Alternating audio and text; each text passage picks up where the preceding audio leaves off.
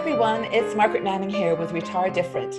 Retire Different is a place for people who want to ask great questions in order to have a fantastic retirement. And I've got two guests with me today who are going to help us unravel some of the things that you need to consider when you're starting to think about retiring. First of all, I'd like to introduce Pam Kruger.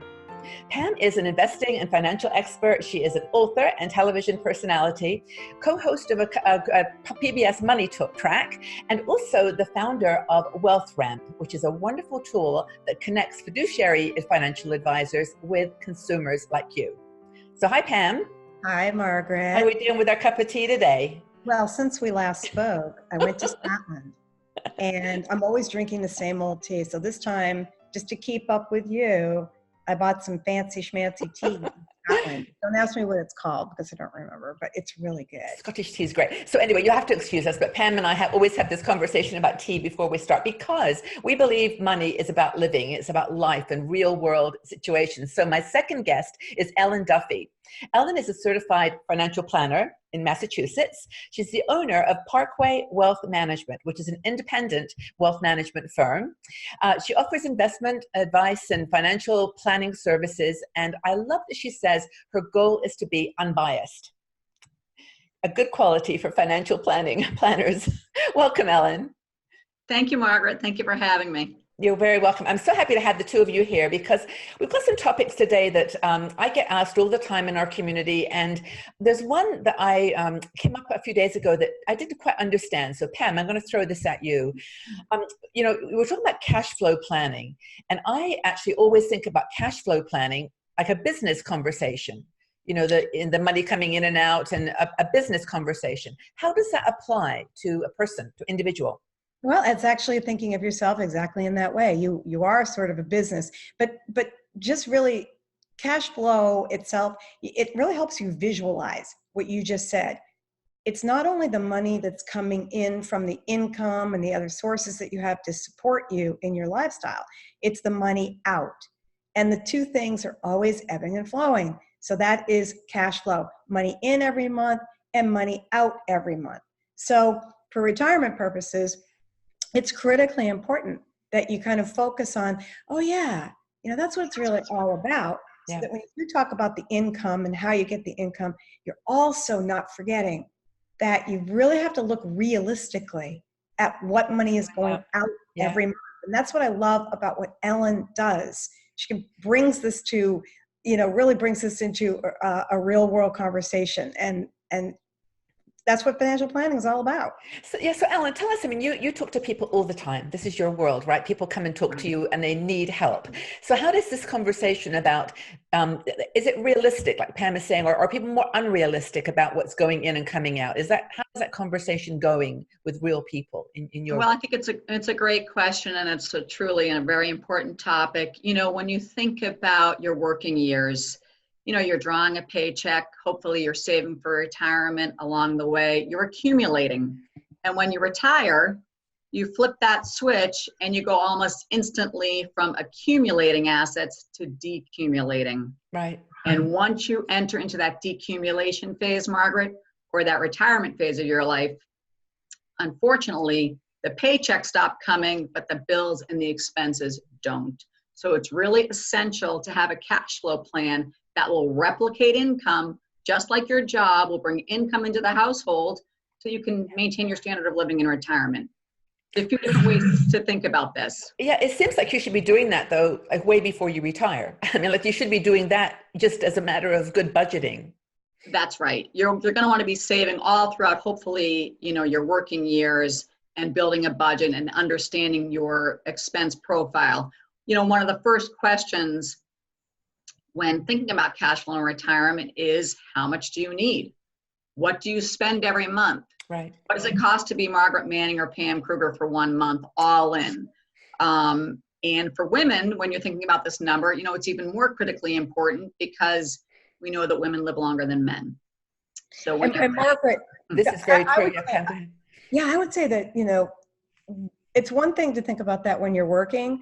And we all kind of know throughout our lives, as far as personal finances go, balance your checkbook, reconcile, eat your peas and carrots, right? That's all what I call pre-retirement planning, leading up to retirement. But boy, I'll tell you, when you retire and all of a sudden your income that you've been used to is not going to be the same now. You're going to be looking at different sources of where you're going to be paying your bills from. It might be Social Security, it might be investments.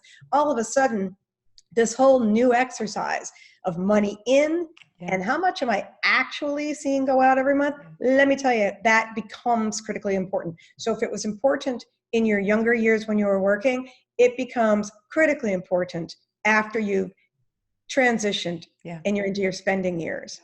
Well, not just that, but it's your behaviors too. I mean, your behaviors have to change. Like, it's a perfect example today. I was in town and I went past a luggage store. Like, do I need another suitcase? You know, really? But I saw this backpack and it was so beautiful and I wanted it so much. And like when I was working, I would have said, oh, that's cool. I could probably buy that because, you know, I can, well, I'll save it out of next week. I mean, I had the cash flow going okay, but my emotions let me make purchases that you have to train yourself differently when you get towards retirement. Like, you have to meet, I mean, do you find people are more impulsive as they get towards retirement, Ellen? And, you know, that kind of, I've done the work, now I'm going to treat myself. Is that just me?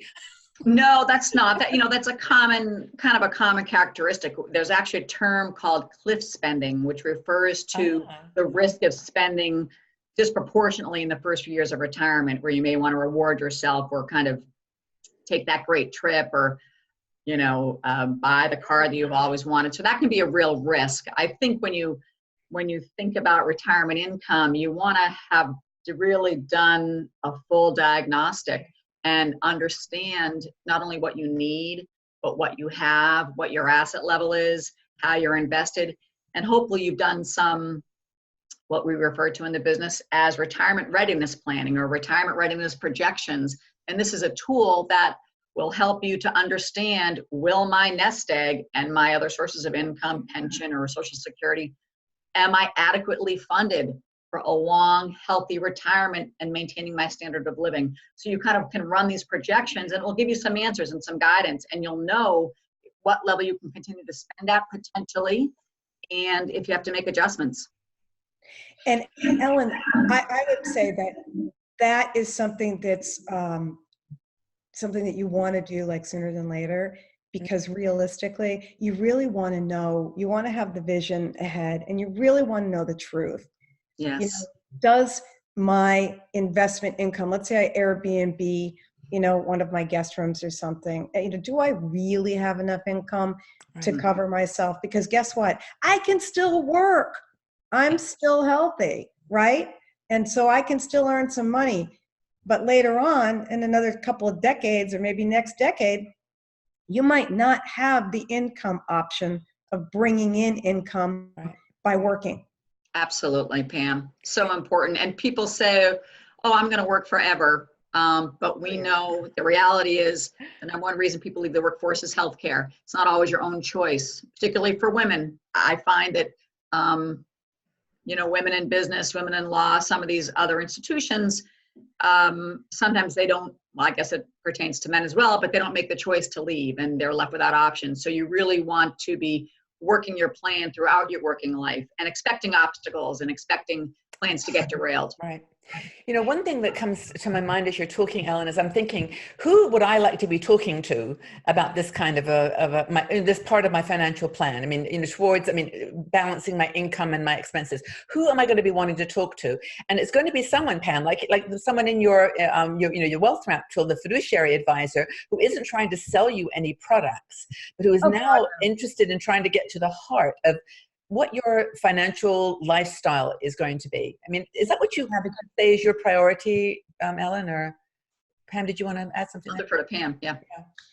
The important thing is advisors like Ellen and Ken sit down and do the most important thing that you need to do when it comes to retirement, which is co-create your plan. You cannot hand over all of your statistics and all of your vitals and say, here, come up with a plan for me. You have to co-create it. Yeah. You need to work with someone who doesn't have a clock ticking saying, I got to sell you an annuity or an investment as fast as I can because that's how I get paid as an advisor. You need an advisor who's going to co-create a plan with you. Yeah. And you're going to learn, and you're just going to feel so much better and sleep at night because you have someone to collaborate with. Right. You know, I actually went online before this the conversation to look at a cash flow plan, what it looks like, thinking that it was a thing. And this shows how much how much I've been doing it myself, obviously. But and there was no template. I couldn't see any template. Do you have, Ellen? Is there anything that you hand someone and say, as part of our conversation, first thing I want you to do is go and, well, maybe there's more than one thing, but is there a template or some kind of a model that someone could use? Well, there is. I mean, I have my own, proprietary software tools that I use that are very common in the industry. And I actually would give my clients a cash flow report, which basically breaks down in very simple terms on one page, various sources of income, whether it's employment income, Social Security income, Right. investment income, and then it would show the income coming in and the income going out and the net cash flow. And are you running a surplus? Are you spending beyond your means? And kind of breaks that all down for you nicely. I think it's, I feel very strongly that women really want to get more acquainted with their financial life if they don't feel that they have a lot of confidence in that area. And I create something for my clients that is a one-pager, Margaret, and I cover 6 key points. My feeling is if you know these 6 data points, you're going to be really ahead of the game and probably more familiar with your financial life than a lot of folks. And number 1 is your net income, which is simply assets minus liabilities. What am I worth? Right. Number 2 is income. What's coming into the household? What am I living on? Gross and net. Number 3 is monthly expenses. What do I need to live every month? What's fixed insofar as like a mortgage or a car payment? What's discretionary? That would be that backpack that you referred to. The 4th would be your buckets. This means cash savings, retirement savings, taxable accounts. The 5th would be life insurance. If you rely on someone else for income, or if you're relying on someone else for income in retirement, is that income stream insured? It also helps in the event that something unexpected happens when there's income in your pre-retirement years. And the last point is an estate plan, Margaret. Is the estate plan complete? Hasn't been written, will, power of attorney, those kinds of things. Oh my God, we've just seen so many examples of everything from Aretha Franklin to Jeffrey Epstein. I mean, everybody who's, all these, like Prince, I mean, all these people who have all the money in the world to have like the best financial advisors all around them. And they end up not realizing they're going to die one day and they don't have anything figured out. Yeah. But let me dial back just for 1 second, because I love how you've laid down the groundwork and that can be done in one pager or a 2-pager. And then and only then, Margaret, really, can you begin to talk about investing? You see, first you have to lay down what you have, what you own, and what you owe.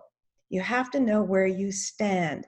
And then after that, you can begin looking at, okay, look at where your returns, in other words, the return on your money and how your money is working for you and how well it's doing that. Then Ellen puts on her investment advisor hat, financial planning hat here, investment advisor hat here, and starts to talk about, here's going forward, a plan that will meet the gap. And if it winds up that you have to work and that you can work to increase your inflow and your cash flow, then you know your game plan. Yes. And you sleep at night knowing it. And that's that was a great model, by the way. I really think that's useful. I'm going to make sure we put that really in good detail in the end of under the video, because it's a great model. If you don't even go to talk to Ellen, if you just put that together for yourself, it's wonderful.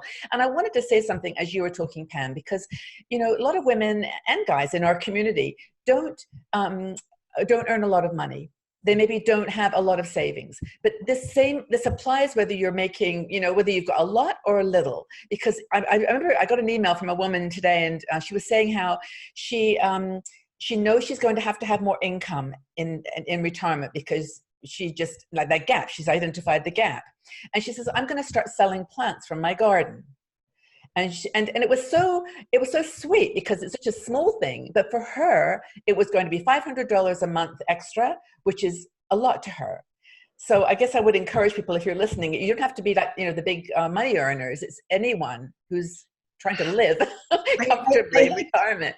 I want to give you a quick, I promise, it's really quick, inspirational. Okay.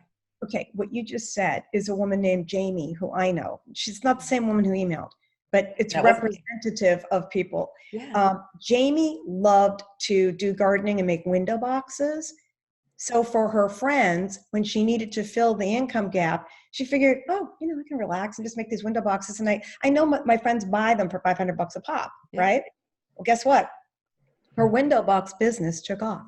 And now, because of the internet, she's got more orders than she knows what to do with. She never even intended to start a business in retirement. That's great. And that gives her 10 years more of income. She doesn't have to touch her savings. She doesn't have to take Social Security yet. So all of that money she can just save for later when she really can't work. No, and that's what you were saying earlier, Ellen, that when you can't work, you don't ever think you're going to have a time when you're not going to be working, but it is going to be there.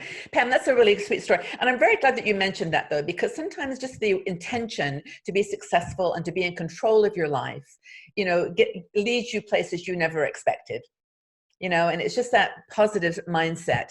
But this has been a super helpful conversation. Your website, Ellen, is it just parkwaywealthmanagement.com?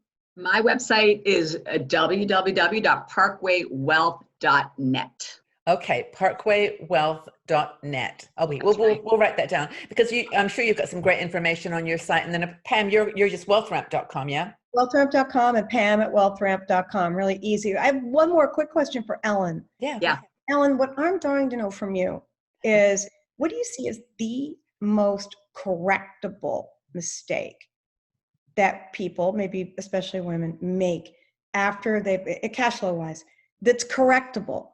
That it can be actually something that you can actually help them with, whether it's taxes or whether it's spending or income.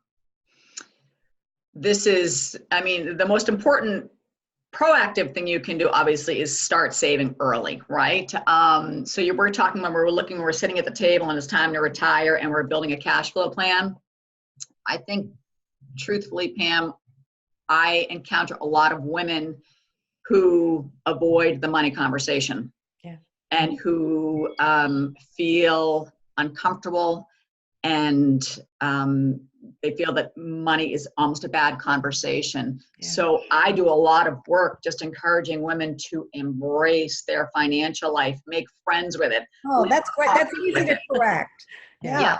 You've got to live in harmony with your financial life. And just as Margaret said, you have to kind of embrace your financial profile, good, bad, or indifferent, and take proactive steps to improve, whether it means reducing spending or earning more. But ultimately, finding gratitude for what you have. We all know people who are incredibly wealthy that don't seem very happy. And we know people that get by with almost nothing and seem blissfully happy. So it's really about that state of mind, that money mindset, the money belief system.